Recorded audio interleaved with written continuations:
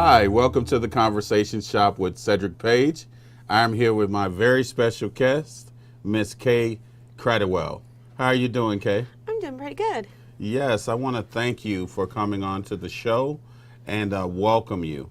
I want to tell my audience today we're going to be talking about domestic violence and being a survivor of domestic violence. Today with Kay, we're going to explore just the beginnings of it, you know, who you are. And on this segment, I want to just talk about and want you to tell my audience who you are and what led you to being on the show. Give them a little background of what inspired you to even be here. Sure. Okay? Guys, Miss Kay Cradwell. Well, it's Domestic Violence Awareness Month right now. Yes, it is. So when I met you and we talked about the show, I asked you if you wanted to point on that at all and have somebody that was a survivor. Yes. And you said, "Why, are you a survivor?" Yes. And I said, "Yes, I am."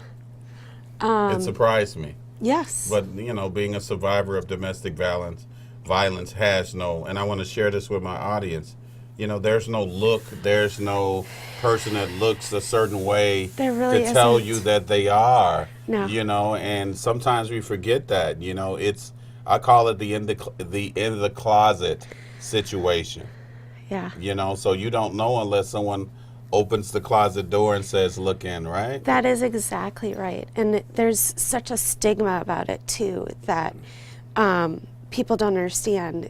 You're afraid to tell anybody. You're afraid to talk about it. I had friends that I was very close to who, when I came clean, didn't even believe me because I had hid it so well. Yes, and isn't that the way that sometimes you empower the person that's abusing you because Yeah. because you're trying to protect them. So when you go out and about and you're Yeah. interacting with other people, you're functioning, Yeah. you know, in a protection mode so people don't know, Yeah. and then that gets used against you. Exactly. Does it make sense? Absolutely, because I would, in the very beginning, I would tell a friend or a family member, and they would be isolated from my life. Yes. And isn't it funny that when you have an abuser, that the goal, a lot of times without you even knowing it, is that they've isolated you from all your support, all Absolutely. the people that care about you, and then all of a sudden, when you realize they're isolated, you don't realize that you've done it. You blame them for isolating themselves from you. Yep, Does it make sense? definitely. Yep. So on this first segment, what I really want you to go into for us is let's take them on a step-by-step walk Sure. through your experience, if you don't mind. Nope, So that's fine. I want you to again give the audience a little bit of background of who you are and who you were Yep. before this situation happened to you, and Yeah. what led you into this relationship, meaning all the things that you didn't pick up on, all the things that you thought was okay Sure. prior to the abuse starting. Share that with my audience, how you could be fooled. Yeah, and I hate to use that word "fooled" Well, because I know, right? I'm sorry about that. no, just because Misled, deceived, deceived, yeah, manipulated. manipulated is Because it's more probably manipulation. the best word to describe it. Okay. You know, I was straight A's, UW Madison, smart girl, tough as nails, second degree black belt, you know. And then I met this guy who wanted to give me everything that I wanted. I wanted to get married, I wanted to have kids, I wanted a house and a business, and he said, I'll give all that to you. It went very quickly. It progressed very, very quickly. So let's slow down a little bit. Talk to me about the dating process and the progression. There was no dating process. Oh, wow. There was no dating process. We met one night at a bar. He came over to my house that night, and he never left. Oh, wow.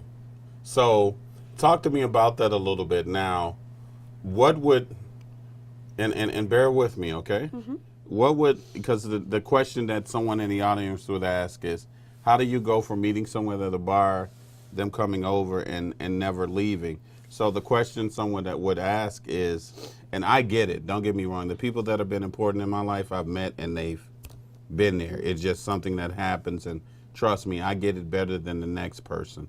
I truly understand that.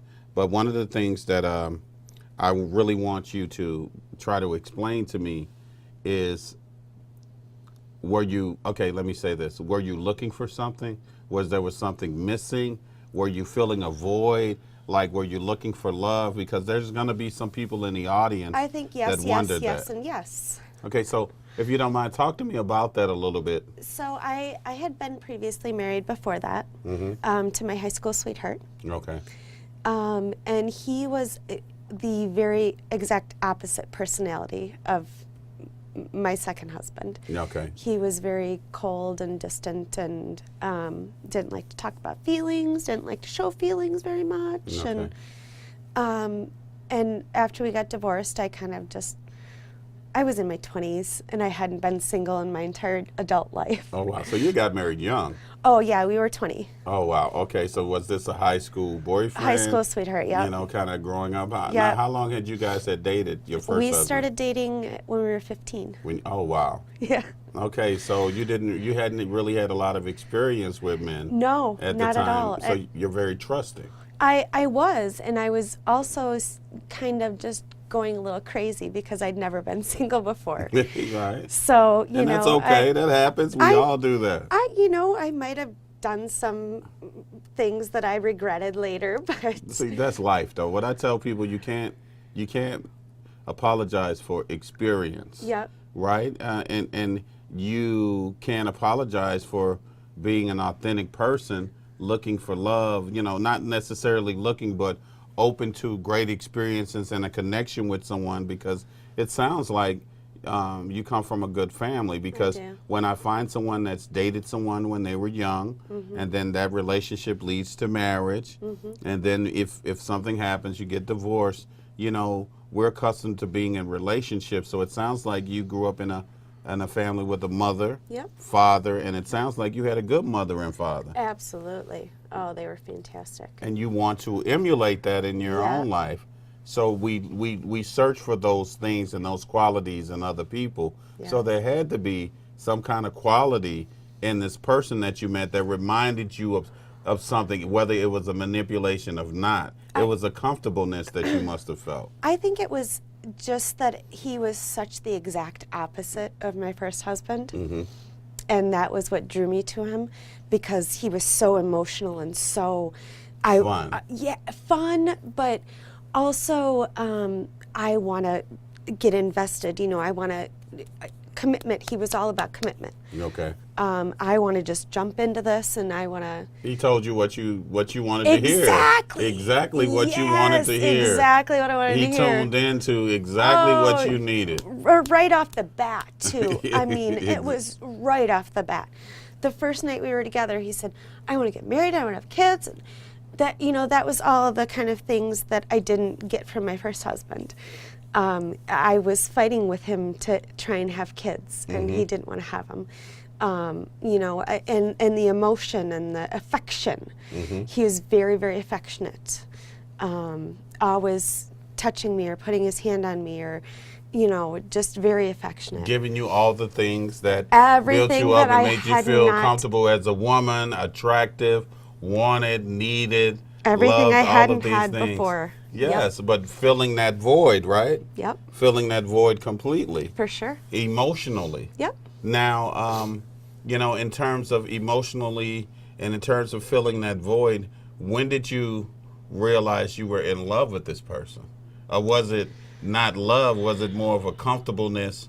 Was it more of a comfortableness and someone being willing to give you what he said, what you knew you needed, and what he said he could give? Yeah, that's a good point. I think it's exactly what you said. It was a comfortableness, and it was, I don't want to say lost, but just. It's a little love. Hey, come on, we get attractive and we get caught up in it as humans. That's okay. I know, but I think it was more just the the picture that he was painting. Yes, it was it made you go, okay, I'm comfortable. I don't need to go anywhere because he's willing to, I found someone that's willing to give me everything that I need. Yep. Right? Because Yeah. that's what it sounds like. He painted a very pretty picture. Okay. And it was, honestly, it was a few days. Okay, let me ask you this question, though. The next question that I have to ask you is this. So, as he's painting this picture and sharing with you that he wants all of these things with you, my next question I have to ask, from someone that's as accomplished as you, that comes from a great family, went to college, did all these things, had he had the same experiences as you? Or did the fact that he filled this emotional space for you and comfortableness and all these things that made you feel good, did that make you look past that? Because what I'm trying to figure out, were you and him on the same page? So outside of him saying that he wanted all these things with you from a relationship standpoint, as a provider, as a man, as being equally yoked, talk to me about that. Was he on the same page as you? This is a funny story, Cedric, because he came from a great family. Great mom and dad, brother, sister. They had a great childhood. But when he and I met, he was living with his parents. He had just lost his job, and he didn't even have a car. Okay. So in a really bad place. And something in my brain didn't compute that. Well, I don't think that makes someone a bad person for going through transition and trauma. But when I hear about abuse, one thing that I do know from experiencing these things in my own family is that the apple doesn't fall too far from the tree. So what it makes me want to ask you is, I know when you met him, you didn't there's no way you could know this history, but it sounds like there had to be some kind of abuse in his family for him to perpetuate that into his own family. I can only speculate. Okay. I have no confirmation. No of that. confirmation of that. Okay.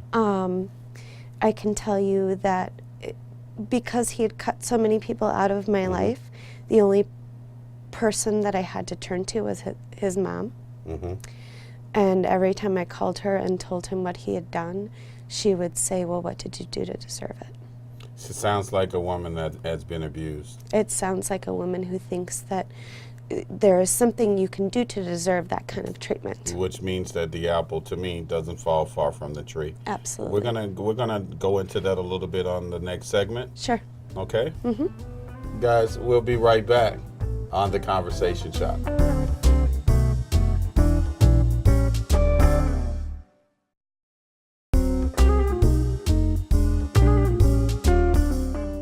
Hi, welcome back to The Conversation Shop with Cedric Page and Miss Kay Catterwell. Kay, thank you for being here. Absolutely. Yes, on the first segment, we really got into, who you were and what led you into meeting the gentleman that you had these negative experiences with. Yep. And we talked about, him really meeting you and saying all of the things that you were ready to hear. You wanted a family, you wanted kids, you wanted someone to be a provider, to be there with you. Yep. And he came through the door saying everything that you wanted to hear, and he never left. Yep. Okay, and I understand that some other people in the audience may not get that, but I understand where some things just seem to fit.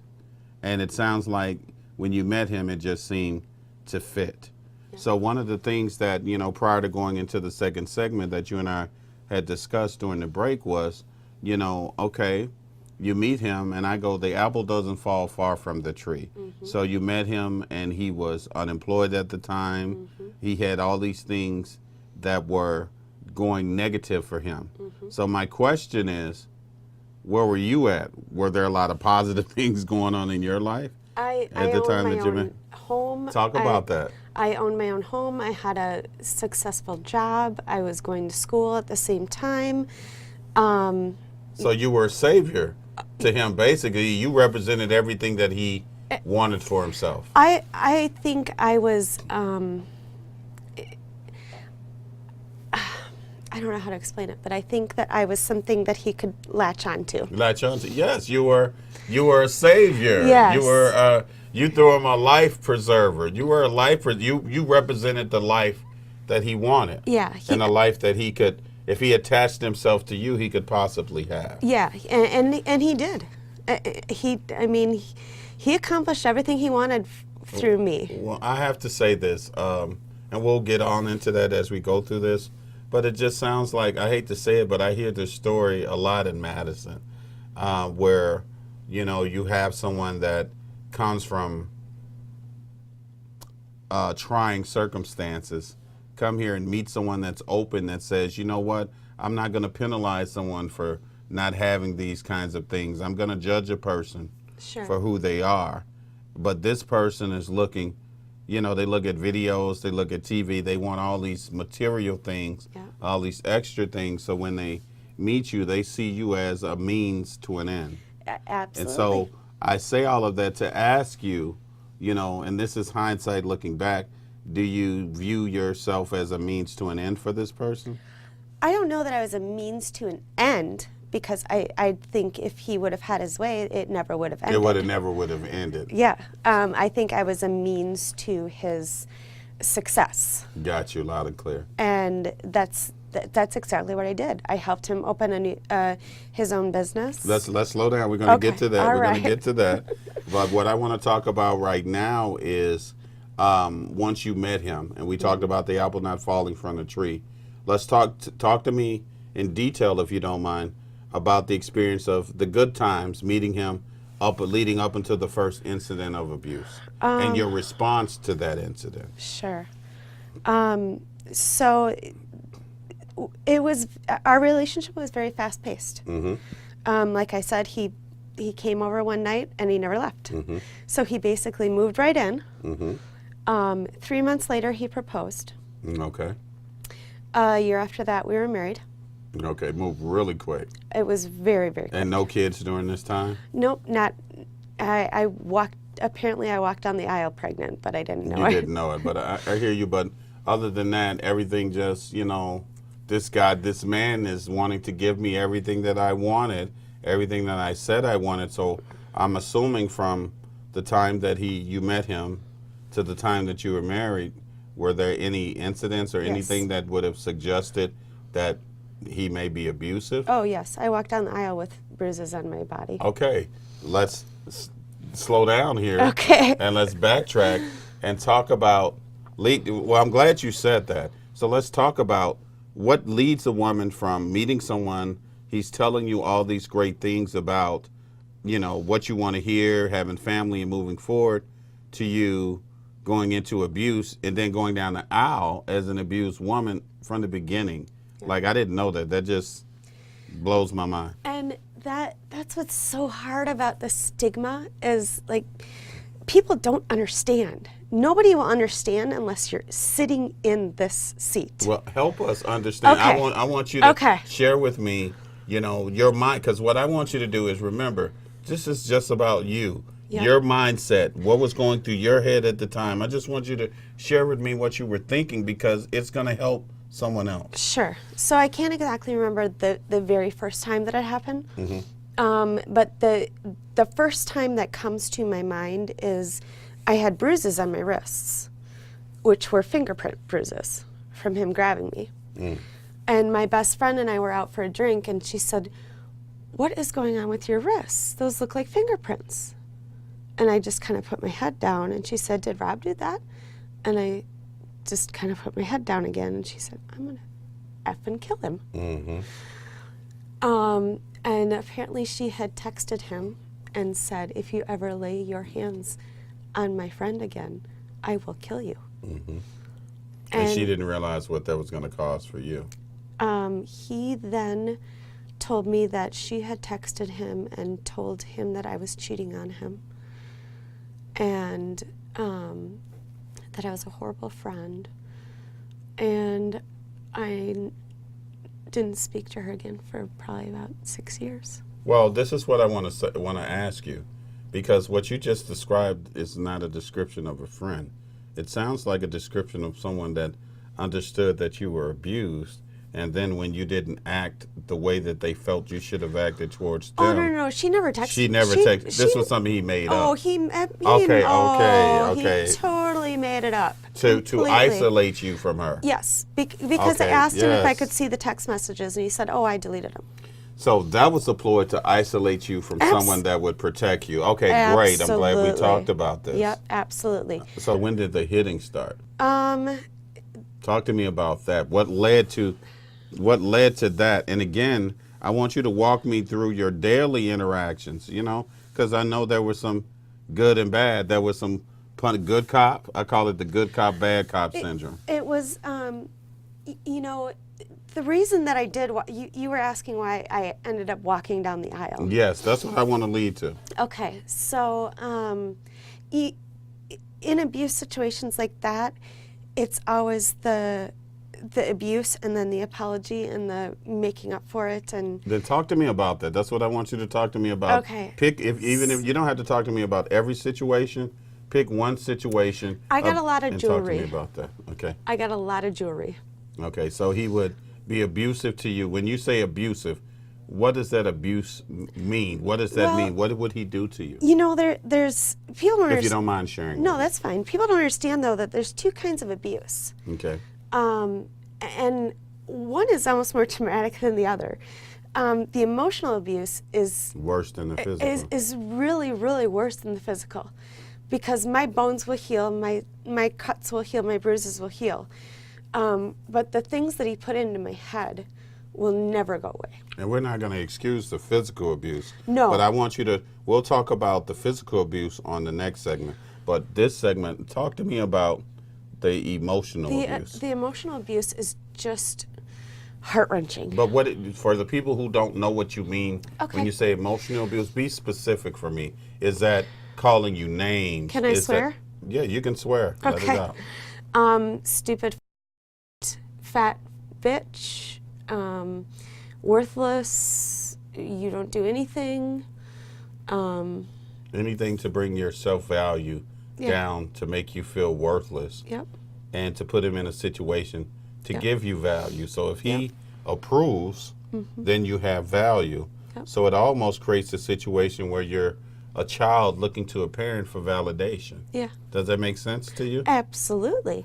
That was exactly what I did for a Yes. very long time. I walked around on eggshells for 8 years of my entire life. So how do you go from a loving situation to a situation where you're being abused and that person is then coming back going, "Oh, I'm so sorry, baby. Here's a jewelry. Here's something big to say that I love you, because you know I really love you, Yeah. or else I wouldn't have got you these kinds of things. I'm really, really sorry."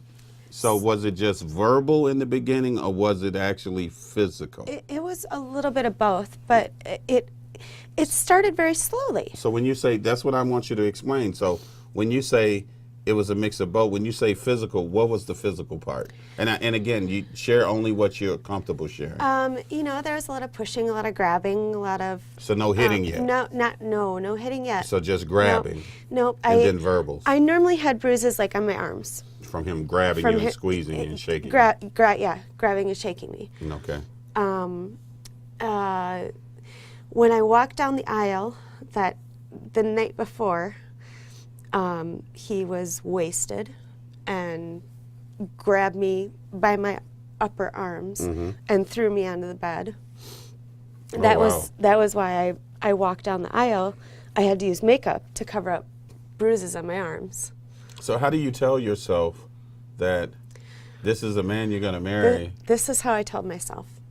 That next morning, when we were getting ready to walk down the aisle, he said, "Honey, I know that there's something wrong with me. I need to go see a shrink, and I need to get on medication." And he said, "That's my wedding gift to you, is I'm going to go and get on medication." He said, "I think I'm bipolar or something like that, and I just need to go and see a psychiatrist and get some help." Okay. That's the reason I walked down the aisle. Hold that. We're going to go and we're going to talk about that on the next segment. Okay. Guys, we'll be right back on The Conversation Shop.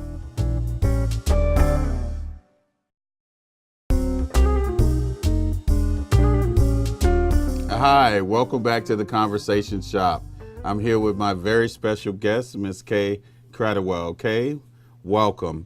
On the second segment, we were discussing, quite frankly, you going down the aisle with bruises and being an abused woman, going from meeting someone who said all of the right things, marriage, kids, saying all the things you needed to hear to make you comfortable and never leaving.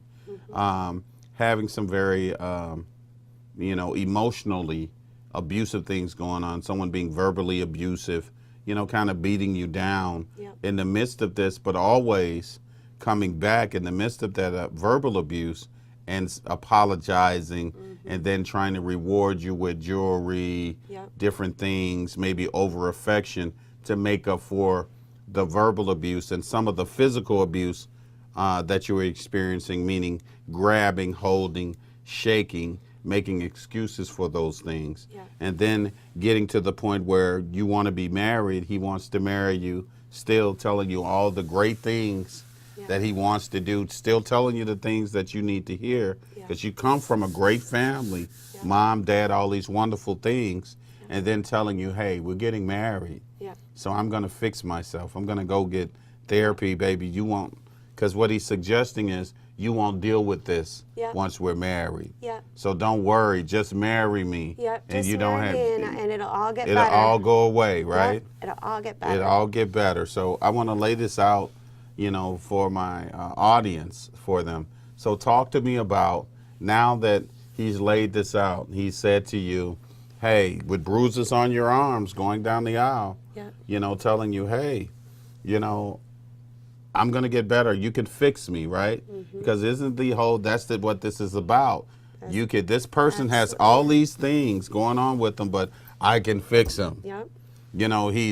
They just don't understand him like I do.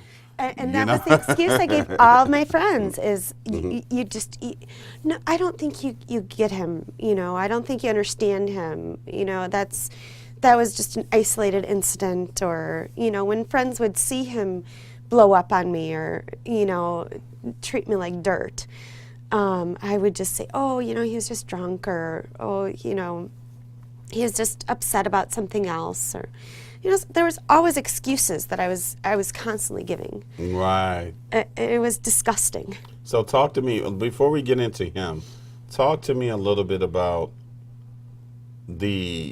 how it made you, the things that he would do to make you feel less of a person, to mess with your self-esteem. Because I want the people in my audience to understand some of the, and you can be descriptive about some of the ways you were beating down emotionally and verbally. I just want to share this with my audience, if you don't mind sharing a little bit with them. What were the kinds of things that were being said to you that you say that broke your spirit? He told me I was worthless. Okay. A lot. That was almost a daily criticism, that I was worthless.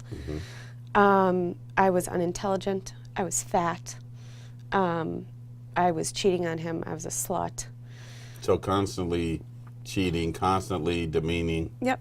Constantly. I don't know that I went more than 2 days without being criticized. So how does all that criticism affect your psyche? How does it affect your self-worth with someone that you say you love? Horribly. Talk to me about that a little bit. Tell me, how did it make you feel? I felt like and how did you navigate that in your head, going, well, I know I'm not this way, but he's saying it? I didn't, because the thing about domestic abuse, and especially emotional abuse, is that it starts so slowly, and then when it increases, you start to believe it yourself. Right. So when did you start to believe what he was saying? Just probably a few months. Oh, wow. I thought I wasn't working hard enough. I thought I wasn't having sex with him enough. I thought I wasn't doing the things that I needed to do. You okay? Yep. You sure? Yeah. Okay. I wasn't cleaning the house enough. I wasn't doing the dishes enough. So anything and then you just keep trying, like a hamster on a wheel. I got to do more. I got to do more. I got to do more. And it didn't make a damn bit of difference. So it made your whole existence be about pleasing him. Absolutely. Okay. That was all I lived for. So tell me, so once you get married, okay, now you're married, Yep. did the abuse get worse? Yes. And talk to me about you getting married and then leading to your first child. Well, that was walking down the aisle. I found out I was pregnant 4 days after the wedding. Okay.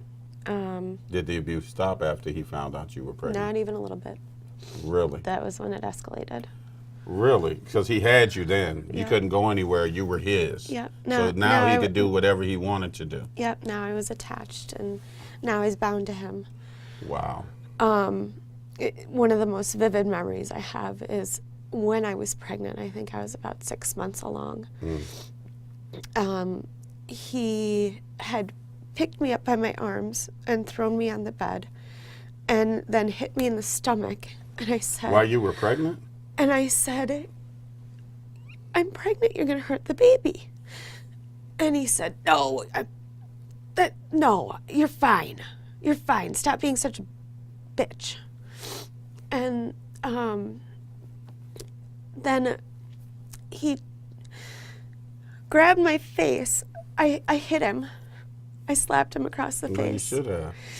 And he grabbed my mouth and put his hand in my mouth and grabbed my chin so hard that he shoved my 2 teeth through my lip.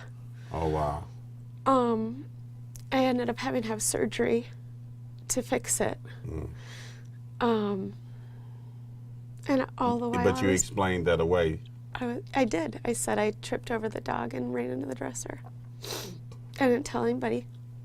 It wasn't until 2 years ago that I told anybody what actually had happened to me. And how did that make you feel as a woman who's newly married, pregnant, and your husband has just put your teeth through your lip? Scared. Scared.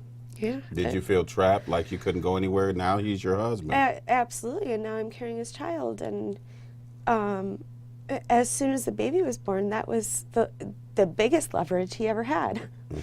So talk to me about how, and I appreciate you sharing that experience with me and the audience, but talk to me how, it escalated up to now you have the baby, and it sounds like it might have gotten worse. So when did it turn into all-out physical abuse?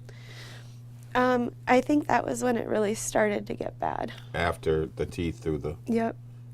Because then he knew that he could get away with it. Because you wouldn't give him up. Yeah, because I didn't leave. You didn't leave, and you didn't tell the police or tell anyone what he did. Nope. So let me ask you this question. I did. I told his mom. You told his mom, but let me ask you this, because this is what people are going to ask. Why didn't you call the police, and why didn't you tell the police what happened? Why didn't you tell anybody, the doctor, what he did? That is a question I get very regularly. And I think most people don't understand, which is why I'm asking you. Yeah, they don't. And even when I give an answer, some people don't understand. He used a lot of manipulation on me in saying, well, if you leave, I'll get the boy. You'll never see him again. I'll kill myself. I'll kill you. He used to describe the ways he was going to kill me.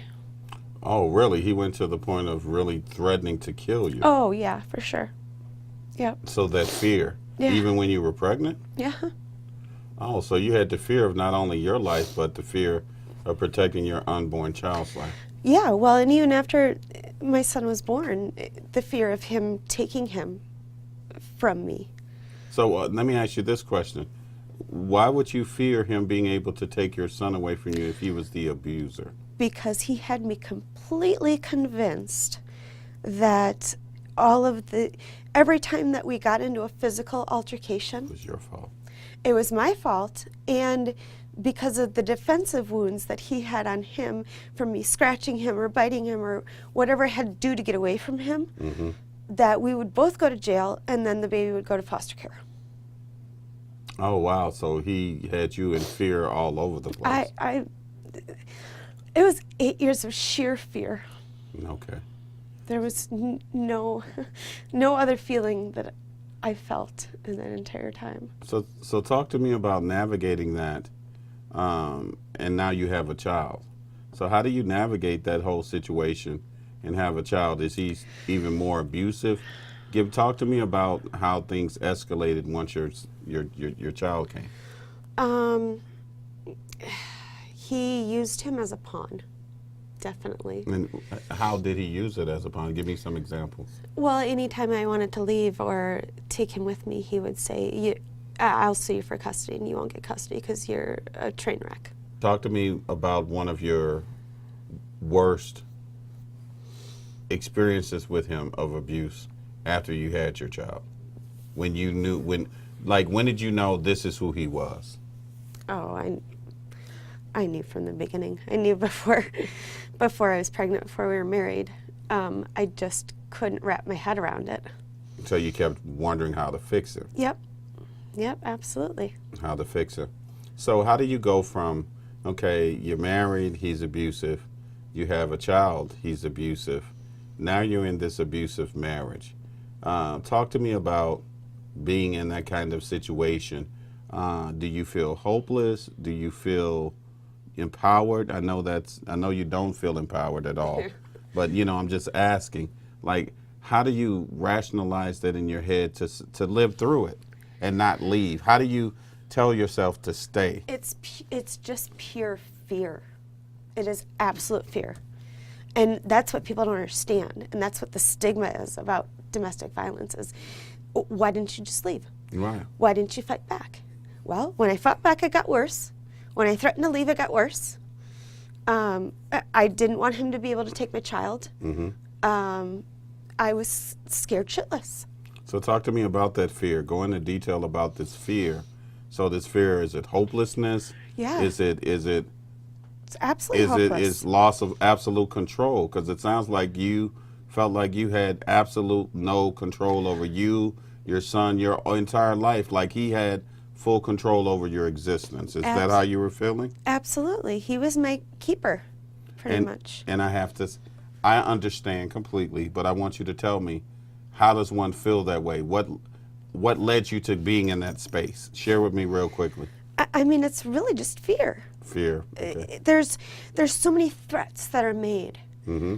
And so many different angles of those threats Mm-hmm. that just seep into your brain, and you can't get past them to just say, I'm leaving.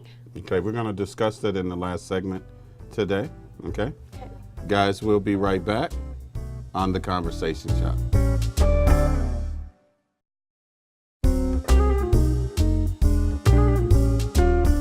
Hi, welcome back to The Conversation Shop. I'm here with Miss Kay Cradwell. Kay, welcome. And we're having a great conversation as well as we can about domestic abuse. And I want to thank you for your openness and your honesty about your story. On the last segment, we were talking about discussing, you've gotten married, the abuse has escalated. Now you have a child, the abuse has escalated. Now you're feeling trapped. Yep. You're feeling controlled. Definitely. You're feeling like you don't have any options, anywhere to go. Okay? Absolutely. Anywhere to go, and things seem to be getting worse. You're afraid that he's threatening to take your child. He's telling you that the abuse that he's giving you and the way that the PTSD that has caused you is going to lead to you not having your child. So everything, you're feeling hopeless. Yep. So on this segment, I really want to go into, I want you to talk to me about, now you have your child. Talk to me about how you come out of that situation. Okay. How do you become empowered out of that situation, okay? So 7 years later, Okay. I had my second child. With him? Yep. Okay. She was kind of an oopsie daisy. Okay. And he was always very distant with her. He didn't really want to have anything to do with her. And there came a point where he had told me that he was on drugs. Mm-hmm. He was using cocaine. Okay. And he expected me to fix it. Really? To fix him? Yep. To get him off of cocaine? He would not. Yeah, he would not go into rehab. He would not go into any kind of treatment. He wanted me to police him Mm-hmm. and take all of his money from him, and only give him a certain amount of allowance, and go into his work with him, because that was where he's getting the cocaine, was at his work. Oh, wow.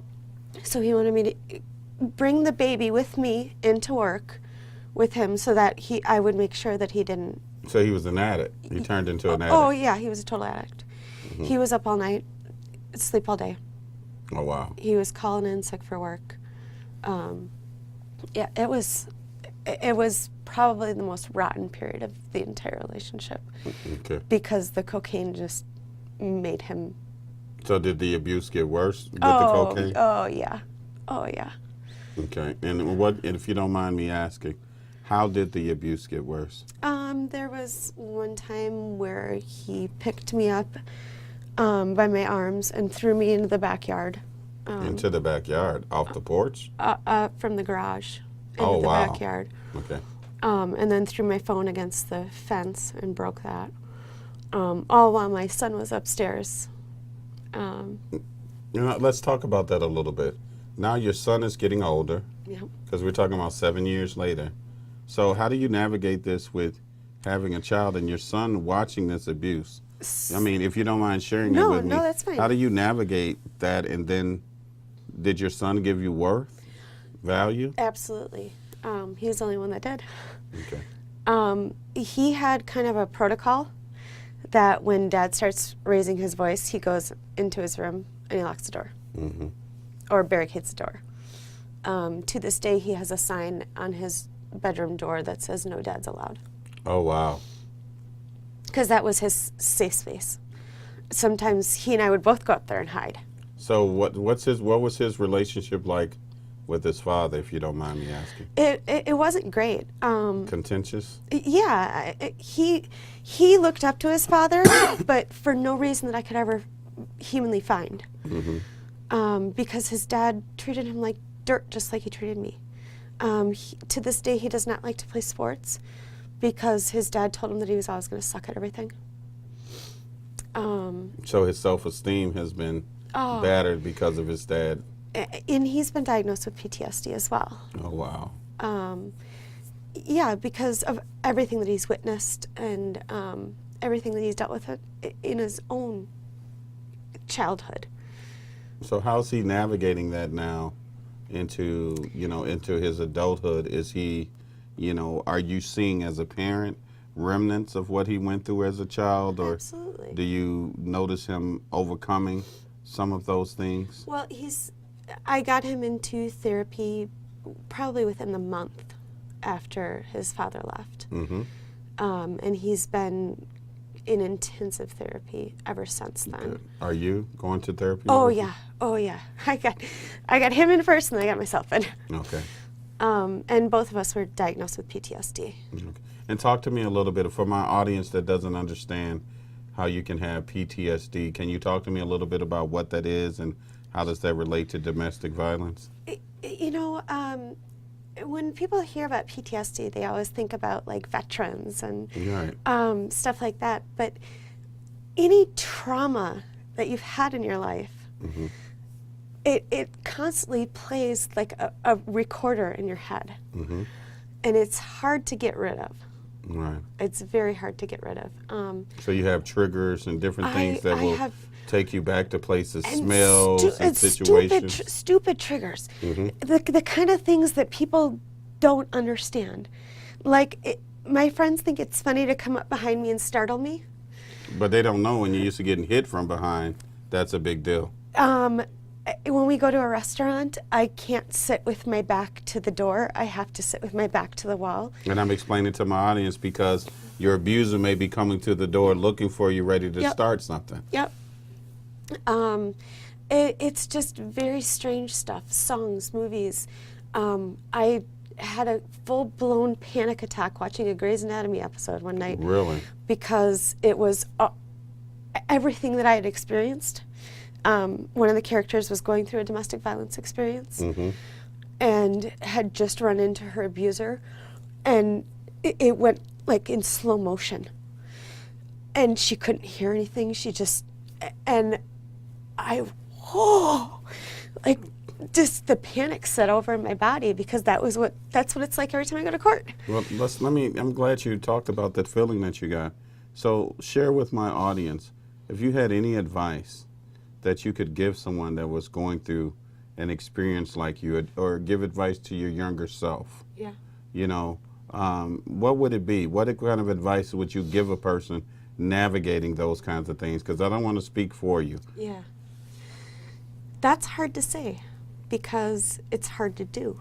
I know it's hard to do, but even though it's hard to do, if you had to tell them how to be strong, what advice would you give them? Because they need to be strong and get out of those situations. But again, I can't speak for that. For someone that's been in that situation, how do they get out of it? Even as someone who's been in that situation, it's hard for me to give the correct kind of advice to each individual person, because it is so hard to get out of. I just want let me say this.